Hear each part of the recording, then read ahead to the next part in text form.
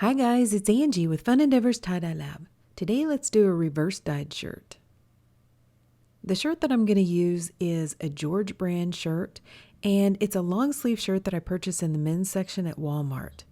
This one is kind of a darker charcoal color. By the way, these shirts are really soft and they're 100% cotton.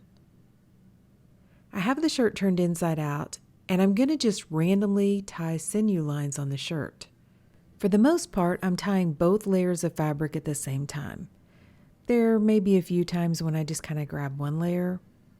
It is totally up to you what you want to do though. I'm trying to keep this as random as possible. I'm tying with sinew because I'm going to reverse dye or remove part of the color from this shirt.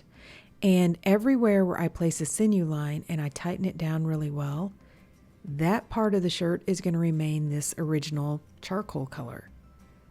By the way, I'm going to leave the shirt tied for this entire process. So the tying that I'm doing right now, I'm not going to untie this shirt until I'm totally finished with the shirt. For this part, you can add as many lines in the shirt or as few lines in the shirt as you want. I'm kind of keeping my sections a little bit large and not adding too many lines in the shirt.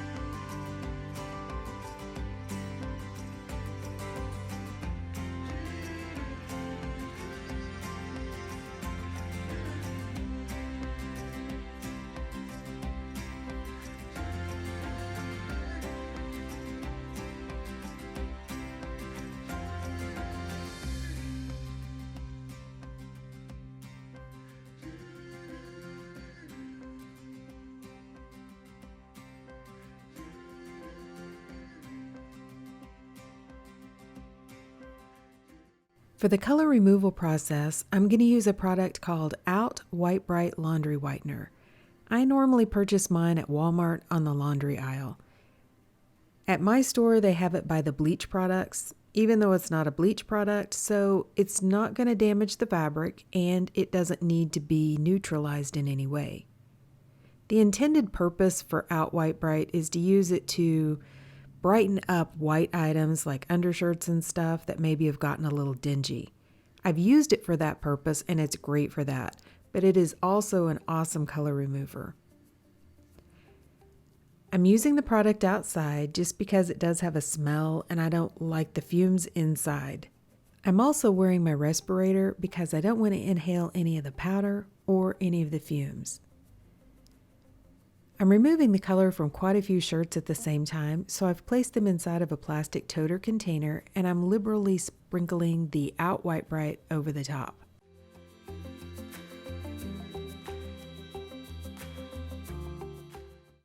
Then over the top of the OWB Brite, I'm going to pour boiling hot water. And if you notice, the minute the hot water touches the Outright Brite, it immediately starts to remove the color. I haven't sped up this part of the video because I wanted you to see how quickly it really does work. So in my experience, I've noticed that blue doesn't particularly work well with Outright Brite. It might lighten the color of the shirt, and in some cases, like in navy blue, it works really well. There's something about the pigment blue that just doesn't work with the color removers very well. It will kind of look like maybe it's removing the color, but then when you wash the shirt or you soak it in soda ash, the blue color comes back.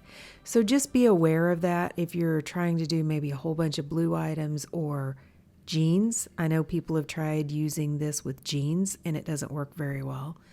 You may have to use bleach or some other kind of a color remover because the Outright Brite doesn't always work well with blue.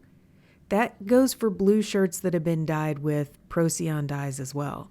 I had a blue shirt one time that I wasn't happy with, tried using Outright Brite, and it lightened the color, but it didn't totally remove it. Okay, so I'm going to speed the video up, but I went ahead and added another pot of boiling hot water just because I want the shirts to be mostly covered, and added a little bit more of the Outright Brite. I allowed them to sit in the solution for about 20 minutes, somewhere around in there. You don't have to leave them that long. You can leave them until you think that enough color's been removed and you're happy with the end color. Then I took the shirts to my utility sink and I rinsed them in cold water and then put them in the washing machine and washed them. The temperature cycle doesn't really matter. It can be hot, warm, or cold. But I did add some Dharma's Professional Textile Detergent to the washing machine. And then when they were finished washing, I put them into my soda ash solution to soak. I allowed them to soak for about 20 to 30 minutes, then wrung them out of my Panda spin dryer and put them aside to dry out a little bit. This shirt is not super thick, so it doesn't necessarily need to be totally dry before I begin applying the dye.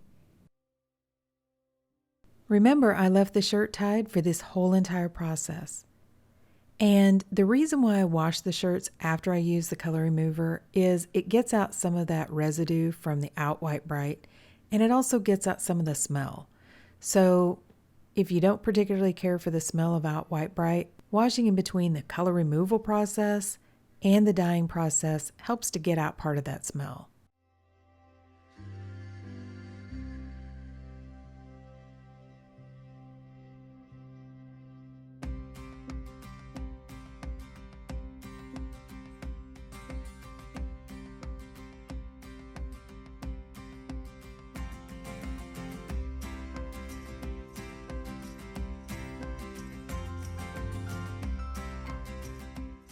I'm going to ice dye this shirt, and I have 2 plastic baskets which I purchased from the Dollar Tree dollar store.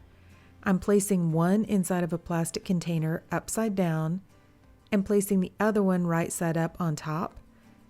The one underneath is going to keep the shirt from sitting in the muck. And all muck is the melting ice mixed with the dye. And I'm going to add the dye over the top of the ice. So I'm placing the ice on top of the shirt and then randomly adding the dye colors on top. I'm using Wedgwood Blue from Dharma, Nightfall from Dye Spin, and Vintage Red from Dharma. Vintage Red is one of the zombie colors that was available in fall of 2022. It's not available from Dharma right now, but you can usually purchase some from Facebook's Tie-Dye Supplies Marketplace. People purchase those special order colors in larger quantities, then break them down and sell them in smaller quantities to other tie-dyers.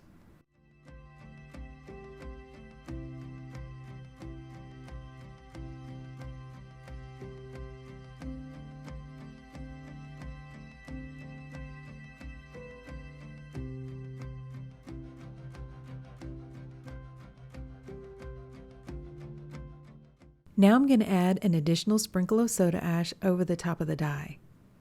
Then I'm going to place the shirt aside and allow the ice to melt and the shirt to process. I didn't add any more ice after the first layer melted, and I left it for about 24 hours after all the ice melted. Then I took the shirt to my utility sink and I began rinsing it in cold water to rinse out the soda ash.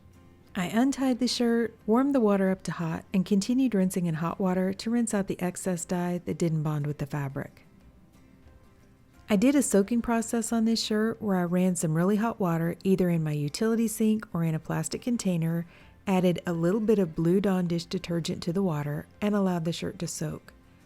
When the water cooled off, I changed it out, and I continued that soaking process until the water was almost clear.